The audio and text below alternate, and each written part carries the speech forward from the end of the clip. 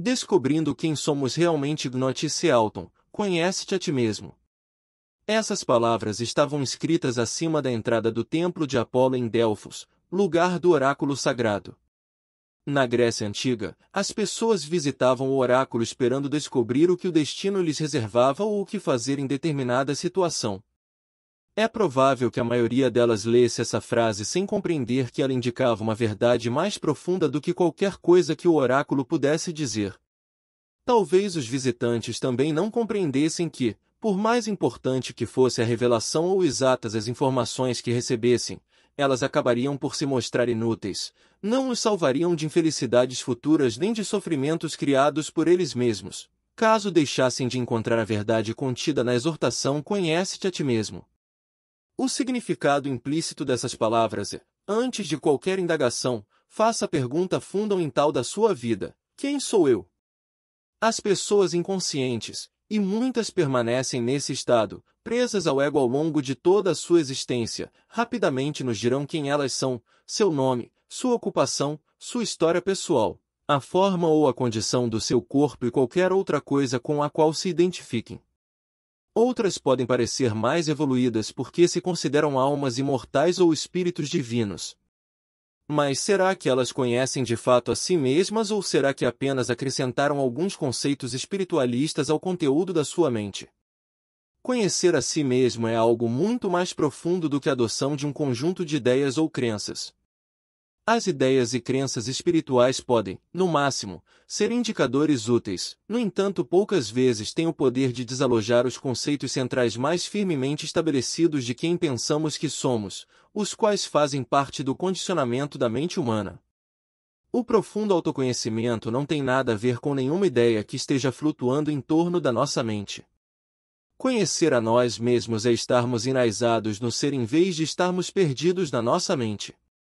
Quem pensamos que somos, nosso sentido de quem somos determina o que percebemos como nossas necessidades e o que importa na nossa vida, e o que nos interessa tem o poder de nos irritar e perturbar. Podemos usar isso como um critério para descobrir até que ponto nos conhecemos. O que nos interessa não é o que dizemos nem aquilo em que acreditamos, mas o que nossas ações e reações revelam como importante e sério. Portanto, talvez queiramos nos fazer a seguinte pergunta: o que me irrita e perturba? Se coisas pequenas têm a capacidade de nos atormentar, então quem pensamos que somos é exatamente isto, pequeno. Essa é a nossa crença inconsciente. Quais são as coisas pequenas? No fim das contas, todas as coisas são pequenas porque todas elas são efêmeras. Podemos até dizer, sei que sou um espírito imortal ou estou cansado deste mundo louco. Tudo o que quero é paz, até o telefone tocar.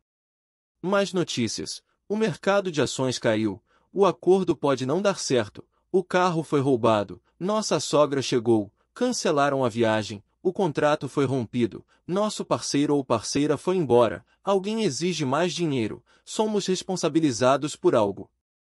De repente ocorre um ímpeto de raiva, de ansiedade. Uma aspereza brota na nossa voz, não aguento mais isto. Acusamos e criticamos, atacamos, defendemos ou nos justificamos, e tudo acontece no piloto automático. Alguma coisa obviamente é muito mais importante agora do que a paz interior que um momento atrás dissemos que era tudo o que desejávamos. E já não somos mais um espírito imortal. O acordo, o dinheiro, o contrato, a perda ou a possibilidade da perda são mais relevantes. Para quem? Para o espírito imortal que dissemos ser? Não, para nosso pequeno eu que busca segurança ou satisfação em coisas que são transitórias e fica ansioso ou irado porque não consegue o que deseja. Bem, pelo menos agora sabemos quem de fato pensamos que somos. Se a paz é de fato aquilo que desejamos, então devemos escolhê-la. Se ela fosse mais importante para nós do que qualquer outra coisa e se nós nos reconhecêssemos de verdade como um espírito em vez de um pequeno eu, permaneceríamos sem reagir e num absoluto estado de alerta quando confrontados com pessoas ou circunstâncias desafiadoras. Aceitaríamos de imediato a situação e, assim, nos tornaríamos um com ela em vez de nos separarmos dela. Depois, da nossa atenção consciente surgiria uma reação. quem nós somos, consciência, e não quem pensamos que somos, um pequeno eu, estaria reagindo. Isso seria algo poderoso e eficaz e não faria de ninguém nem de uma situação um inimigo. O mundo sempre se assegura de impedir que nos enganemos por muito tempo sobre quem de fato pensamos que somos, nos mostrando o que realmente é importante para nós. A maneira como reagimos a pessoas e situações, sobretudo quando surge um desafio, é o melhor indício de até que ponto nos conhecemos a fundo. Quanto mais limitada, quanto mais estreitamente egóica é a visão que temos de nós mesmos, mais nos concentramos nas limitações egóicas, na inconsciência dos outros e reagimos a elas. Os erros das pessoas ou o que percebemos como suas falhas se tornam para nós a identidade delas. Isso significa que vemos apenas o ego nos outros e, assim, fortalecemos o ego em nós. Em vez de olharmos através do ego deles, olhamos para o ego. E quem está fazendo isso? O ego em nós. As pessoas muito inconscientes sentem o próprio ego por meio do seu reflexo nos outros. Quando compreendemos que aquilo a que reagimos nos outros também está em nós, e algumas vezes apenas em nós, começamos a nos tornar conscientes do nosso próprio ego. Nesse estágio, podemos também compreender que estamos fazendo às pessoas o que pensávamos que elas estavam fazendo a nós. Paramos de nos ver como uma vítima. Nós não somos o ego. Portanto, quando nos tornamos conscientes do ego em nós, isso não significa que sabemos quem somos, isso quer dizer que sabemos quem não somos. Mas é por meio do conhecimento de quem não somos que o maior obstáculo ao verdadeiro conhecimento de nós mesmos é removido. Ninguém pode nos dizer quem somos. Seria apenas outro conceito, portanto não nos faria mudar. Quem nós somos não requer crença. Na verdade, toda crença é um obstáculo. Isso não exige nem mesmo nossa compreensão, uma vez que já somos quem somos. No entanto, sem a compreensão, quem nós somos não brilha neste mundo. Permanece na dimensão não manifestada que, é claro, é seu verdadeiro lar. Nós somos então como uma pessoa aparentemente pobre que não sabe que tem uma conta de 100 milhões de reais no banco. Com isso, nossa riqueza permanece um potencial oculto. A abundância que nós pensamos que somos está intimamente ligado a como nos consideramos tratados pelos outros. Muitas pessoas se queixam de que não recebem um tratamento bom o bastante. Não me tratam com respeito, atenção, reconhecimento, consideração. Tratam-me como se eu não tivesse valor, elas dizem. Quando o tratamento é bondoso, elas suspeitam de motivos ocultos. Os outros querem me manipular, levar vantagem sobre mim. Ninguém me ama. Quem elas pensam que são é isto: sou um pequeno eu carente cujas necessidades não estão sendo satisfeitas. Esse erro básico de percepção de quem elas são cria um distúrbio em todos os seus relacionamentos. Esses indivíduos acreditam que não têm nada a dar e que o mundo ou os outros estão ocultando delas aquilo de que precisam. Toda a sua realidade se baseia num sentido ilusório de quem elas são. Isso sabota situações, prejudica todos os relacionamentos. Se o pensamento de falta, seja de dinheiro, reconhecimento ou amor, se tornou parte de quem pensamos que somos, sempre experimentaremos a falta. Em vez de reconhecermos o que já há de bom na nossa vida, tudo o que vemos é carência. Detectarmos o que existe de positivo na nossa vida é a base de toda a abundância. O fato é o seguinte: seja o que for que nós pensemos que o mundo está nos tirando, é isso que estamos tirando do mundo. Agimos assim porque no fundo acreditamos que somos pequenos e que não temos nada a dar.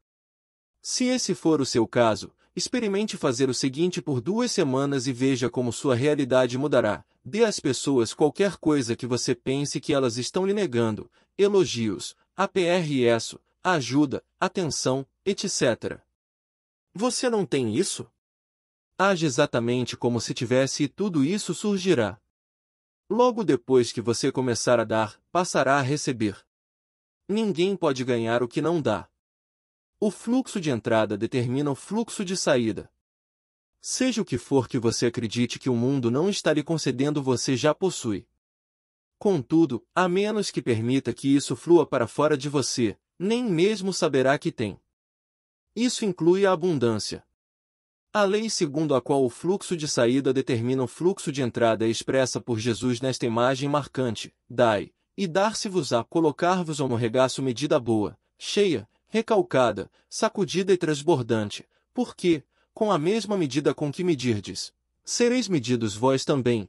A fonte de toda a abundância não está fora de você. Ela é parte de quem você é. Entretanto, comece por admitir e reconhecê-lo exteriormente. Veja a plenitude da vida ao seu redor. O calor do sol sobre sua pele, a exibição de flores magníficas num quiosque de planta S, o sabor de uma fruta suculenta, a sensação no corpo de toda a força da chuva que cai do céu. A plenitude da vida está presente a cada passo. Seu reconhecimento desperta a abundância interior adormecida. Então permita que ela flua para fora. Só fato de você sorrir para um estranho já promove uma mínima saída de energia. Você se torna um doador. Pergunte-se com frequência: o que posso dar neste caso? Como posso prestar um serviço a esta pessoa nesta situação? Você não precisa ser dono de nada para perceber que tem abundância. Porém, se sentir com frequência que a possui, é quase certo que as coisas comecem a acontecer na sua vida. Ela só chega para aqueles que já a têm. Parece um tanto injusto, mas é claro que não é. É uma lei universal.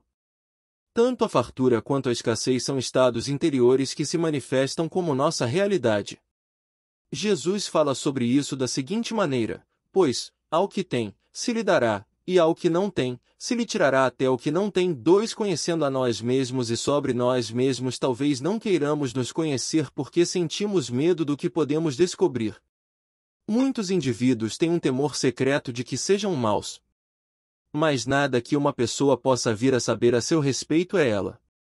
Nada que venha a conhecer sobre si mesma é ela. Embora alguns indivíduos não queiram saber quem são por causa do temor, outros têm uma curiosidade insaciável a seu próprio respeito e desejam descobrir cada vez mais. Há quem seja tão fascinado por si mesmo que passe anos fazendo psicanálise, mergulhando em todos os aspectos da sua infância, descobrindo medos e desejos secretos e encontrando camadas e mais camadas de complexidade na constituição da sua personalidade e do seu caráter. Depois de 10 anos, o terapeuta pode ficar cansado desse cliente da sua história e lhe dizer que a análise acabou.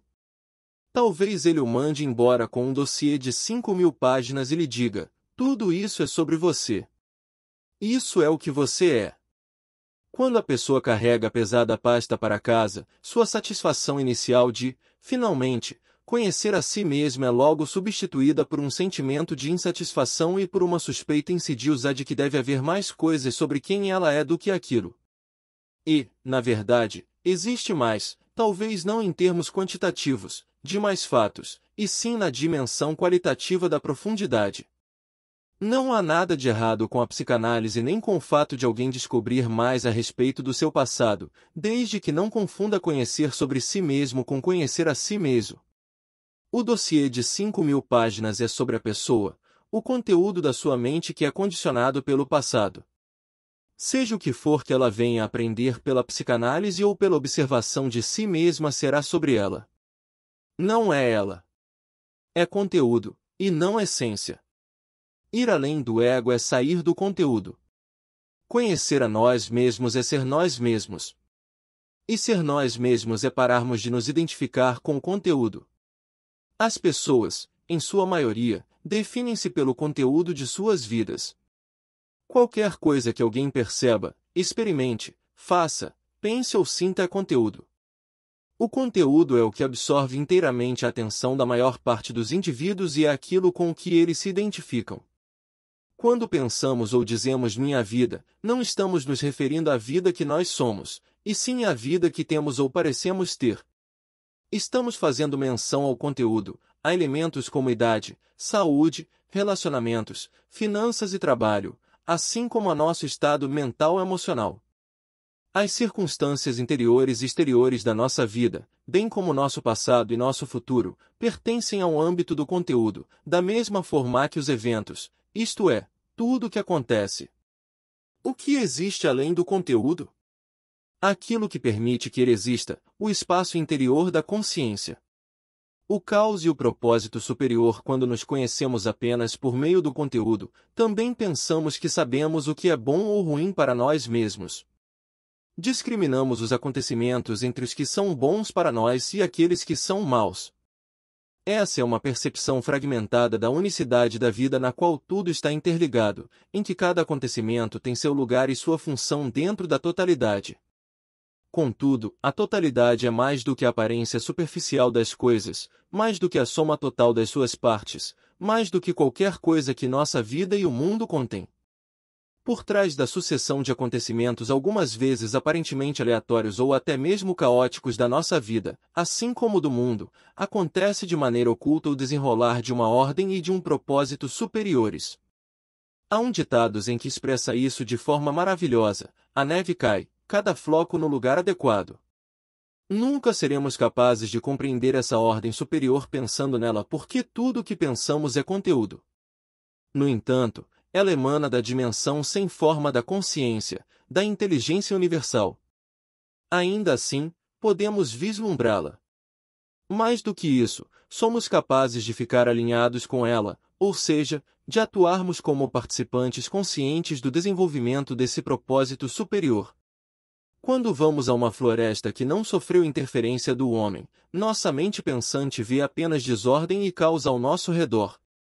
Ela não é capaz nem mesmo de diferenciar o que é vida, bom, do que é morte, mal, uma vez que, por toda parte, a nova vida cresce a partir da matéria putrefata e em decomposição. Apenas se nos mantivermos silenciosos o bastante internamente e o ruído do pensamento ceder, é que poderemos tomar consciência de que existe uma harmonia oculta ali, uma sacralidade, uma ordem superior em que tudo tem seu lugar perfeito e não poderia ser outra coisa a não ser o que é da maneira como é. A mente sente-se mais à vontade num parque paisagístico porque foi planejada pelo pensamento, ela não cresceu organicamente. Nesse parque existe uma ordem que a mente é capaz de entender. Na floresta, há uma ordem incompreensível que, para ela, se parece com o caos. Está além das categorias mentais de bom e mal. Não conseguimos apreendê-la por meio do pensamento. No entanto, podemos senti-la quando deixamos de lado, ficamos silenciosos e atentos e não tentamos entender nem explicar. Só então estamos aptos a tomar consciência da sacralidade da floresta. Tão logo sentimos essa harmonia oculta, constatamos que não estamos separados dela e, nesse momento, nos tornamos um participante consciente dessa sacralidade. Dessa maneira, a natureza pode nos ajudar a retomar o alinhamento com a unicidade da vida.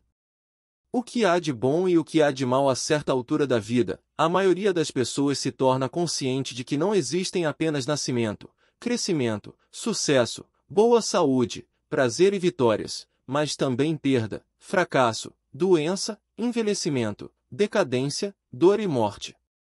Convencionalmente, esses aspectos são rotulados de bons e maus, ordem e desordem. O significado da nossa vida costuma estar associado ao que consideramos bom, porém tudo que se enquadra nessa categoria está sob a ameaça constante do colapso, do esgotamento, da desorganização, da falta de significado e do mal, que é quando as explicações falham e a vida deixa de fazer sentido. Mais cedo ou mais tarde, a desordem irrompe na vida de todo mundo, não importa quantas apólices de seguro a pessoa tenha. Isso pode acontecer na forma de perda ou acidente, doença, incapacidade, envelhecimento, morte.